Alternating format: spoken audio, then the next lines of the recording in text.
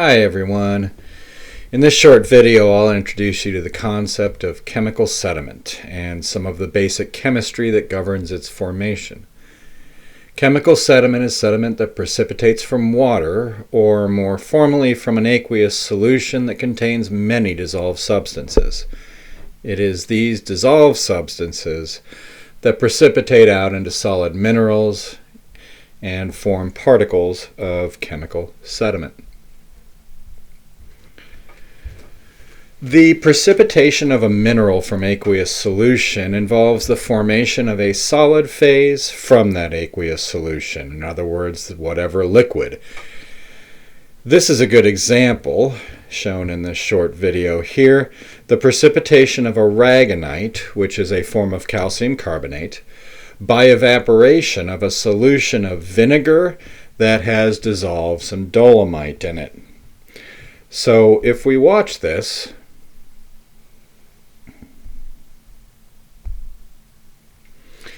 we're pouring some white vinegar over dolomite, and that white vinegar is going to partially dissolve the dolomite, bringing into it all of the ions that make up the dolomite, some of which are calcium and some of which are carbonate. As you watch this for a few days, the vinegar evaporates, and those calcium and carbonate ions that have dissolved from the dolomite end up precipitating out of the solution as all the liquid evaporates away.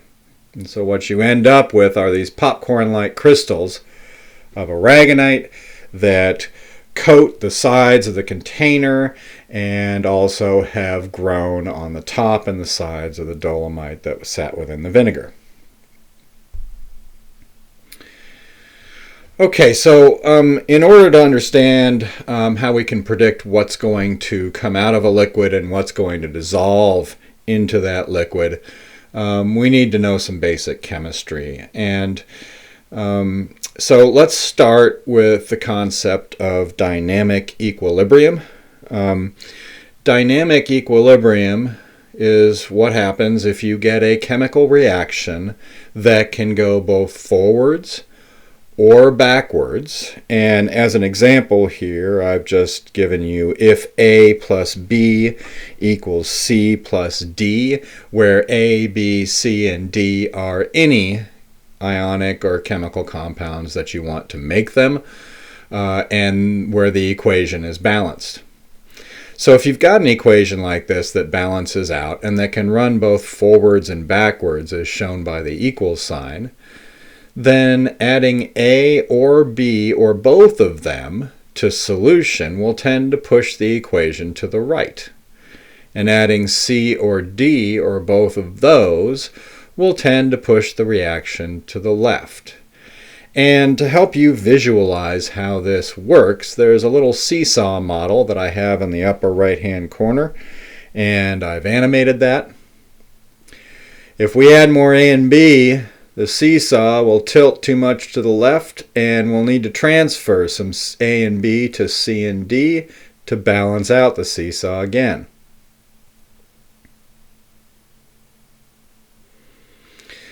So equilibrium is very much like a very delicately balanced seesaw, and anytime you add too much to one side of the seesaw, it's going to tend to push the reaction in a direction that's going to balance it out again. And so that's the general concept of dynamic equilibrium.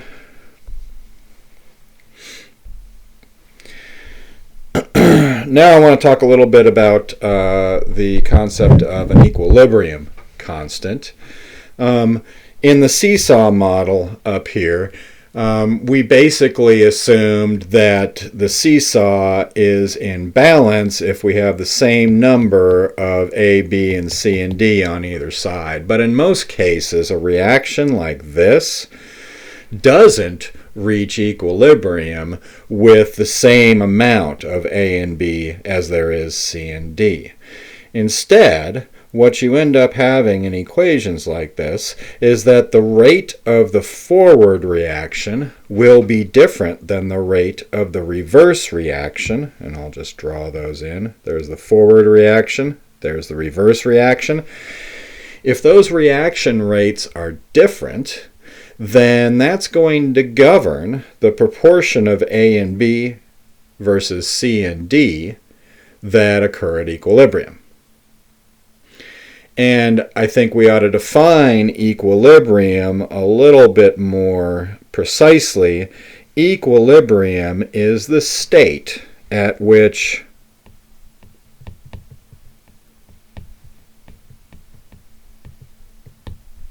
the rate of the forward reaction is equal to the rate of the backward or reverse reaction. So when you have established a reaction rate of the forward and reverse reactions that are the same, you have reached equilibrium. Okay, well, this leads us to a discussion of the concept of an equilibrium constant. If the rate of the forward reaction is equal to, and these brackets denote concentrations in solution, and those concentrations could be in moles per liter, in other words, atoms per liter. They could be in grams per liter. They could be in milligrams per liter, but they have to be in some sort of units that denote a concentration. In other words, how much of our solution consists of components A and B. So if we know the concentration of A and B, and we know this, which is a rate constant, we can predict the rate of the forward reaction. The rate of the forward reaction is just that rate constant times the concentrations of the two substances that react together in the forward reaction. And at the rate of reverse reaction is K reverse times the reactants that push the direction of the reaction in reverse. Then at equilibrium, by our definition that the rate of the forward equals the rate of the backwards, if this is the rate of the forward reaction, that's the rate of the reverse reaction. Those two things are equal at equilibrium. And if we just rearrange those two things, we get this equation, which we call K. That is the equilibrium constant of the reaction, and it is proportional to the concentrations of products over the concentration of reactants in that equation.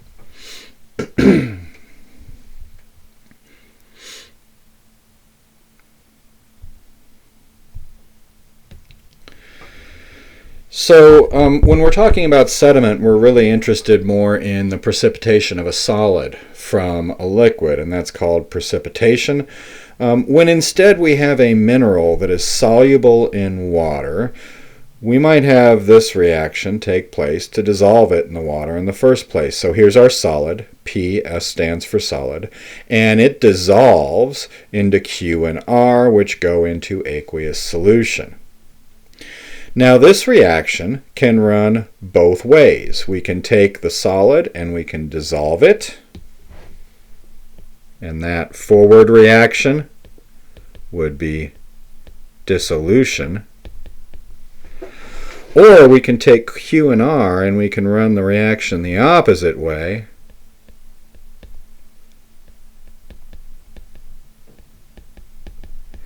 and that would be precipitation.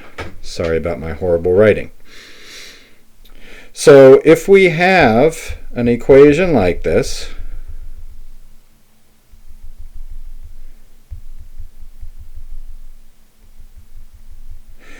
then we can use a different kind of equilibrium constant, calculated pretty much the same way, and that's called the solubility product, or KSP. KSP is just simply equal to the concentrations of the two ions in solution that combine to make our solid mineral. And essentially, KSP is the same as an equilibrium constant,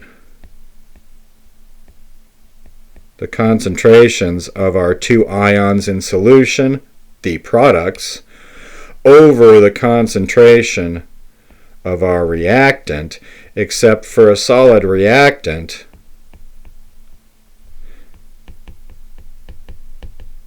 our concentration equals 1. And so P drops out and we're left with just the product of Q and R with which to measure the solubility of a mineral and its equilibrium with the surrounding fluid. So if the product of Q and R, if the product of the concentrations of Q and R in solution exceed this value, that means that the solid substance P will precipitate. If the product of the concentrations of Q and R in solution is less than KSP, then ideally P will dissolve. If the product of Q and R in solution is equal to KSP, then we say that the solution is saturated. So to make this make a little bit of sense, a little bit more sense, we have these two ions in solution. They have concentrations. If one of the concentrations is too high, that means that it's going to lower by precipitating more of our mineral. So if we have too much of this, we'll start to run the reaction backwards and precipitate a solid. However, if we have too little of these things, then more of this is going to dissolve to add to Q and R. And that reaction basically goes back and forth until an equilibrium is reached. An equilibrium state is saturation. So when the aqueous solution is completely saturated, then we won't be dissolving or precipitating P into the aqueous solution. Or rather, we will be doing both, but we'll be doing both at the same rate.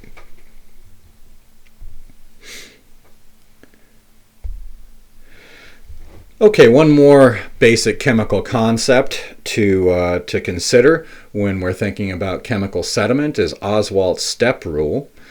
One thing about the solubility product that I talked about in the last slide is that the solubility product for a given mineral isn't constant under all situations. It can change with different temperatures, with different pressures, and with any addition of other substances to solution that may catalyze or interfere with the precipitation reaction.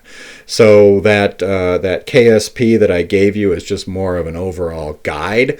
And in natural situations where you may have fluctuations in temperature, pressure, and lots of other substances to contend with, it can be a lot more difficult to predict when a given mineral will dissolve or precipitate based on just its solubility product.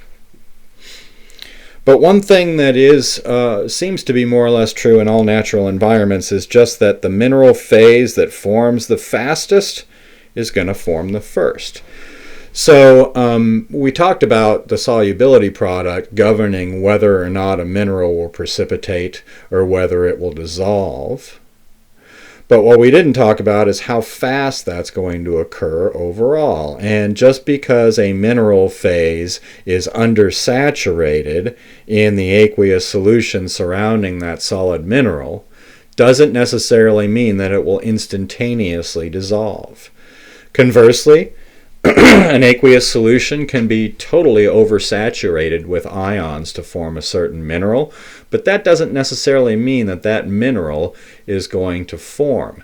Some other mineral that forms faster might form first. And very often the one mineral that forms the fastest because it's the easiest to form, and because it's so easy to form, it may in fact be unstable. So in a lot of cases, the first mineral that you form in a system might be a gel, maybe not even a crystalline substance. And a gel or a non-crystalline substance may end up, these are unstable, and they will end up over time converting into more stable forms given continued reaction with some parent solution. So a lot of minerals will, if they continue to react with an aqueous solution, eventually convert over time to a more stable form. perhaps through several steps. And a good example of this is a lot of times silica that ends up making chert is quartz. But initially, silica that precipitates from seawater may in fact be a gel, and it may pass through several different types of hydrated phases before it ends up finally becoming quartz, which is just SiO2 with no water in it. Okay, well, thanks for listening. In the next video, we will talk about carbonate rocks and carbonate sediment.